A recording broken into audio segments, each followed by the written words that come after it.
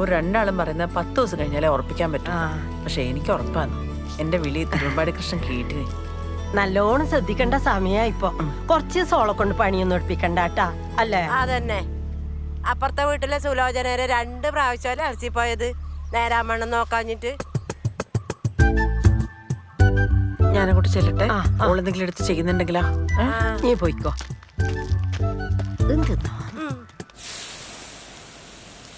മോളെ നീ ഒന്നും ചെയ്യട്ടെ, ഞാൻ ചെയ്തോളാം.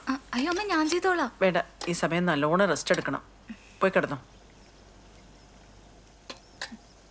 പോയി കിടന്നോ.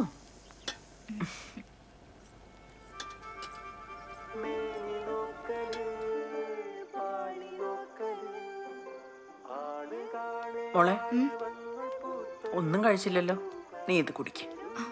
അമ്മ ഇപ്പൊ വേണ്ടമ്മേ. ഇത് കുടിക്കേ, ക്ഷീണം ഉണ്ടാവും.